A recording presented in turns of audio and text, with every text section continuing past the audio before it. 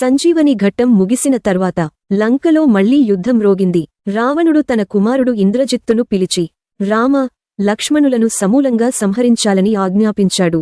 ఇంద్రజిత్తు ఆజ్ఞ పాటించి తన రథంతో నికుంభిల అనే రహస్యమైన యాగస్థలికి వెళ్లి మహామంత్రాలతో ఒక ప్రత్యేక యాగం ఆరంభించాడు.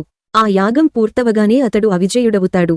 ఎవ్వరూ అతనిని జయించలేరు. ఈ రహస్యాన్ని తెలుసుకున్న విభీషణుడు లక్ష్మణుని వద్దకు చేరుకొని ఇంద్రజిత్తు యాగం పూర్తిచేసేలోపు అతనిని అడ్డుకోవాలి, లేకపోతే అతని శక్తికి ఎవ్వరూ సమానం కారు అని చెప్పాడు. లక్ష్మణుడు వెంటనే యుద్ధసన్నాహాలు చేసి హనుమంతుడు, విభీషణుడు తోడుగా నికుంభిల వైపు పయనమయ్యాడు. మార్గమధ్యంలో ఇంద్రజిత్తు సృష్టించిన మాయాసేన, భూతగణాలు, భయంకర రూపాల రాక్షసులు వారిని ఆపడానికి ప్రయత్నించాయి. ఆకాశం నలుపురంగులో కమ్ముకుని మెరుపులు పడ్డాయి. భూమి కంపించింది. కాని హనుమంతుడి గర్జనతో ఆ మాయలు ఒక్కొక్కటిగా చెదిరిపోయాయి.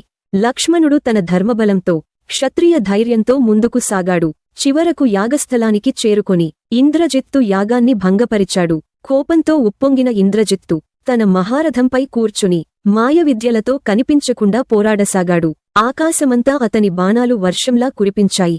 కాని లక్ష్మణుడు విభీషణుని సహాయంతో అతని మాయలను ఛేదించాడు. యుద్ధం ఉగ్రరూపం దాల్చింది. బాణాలు ఢీకొన్నప్పుడు ఉరుములు మ్రోగినట్లు శబ్దం, రథచక్రాల గర్జనతో భూమి కంపించింది.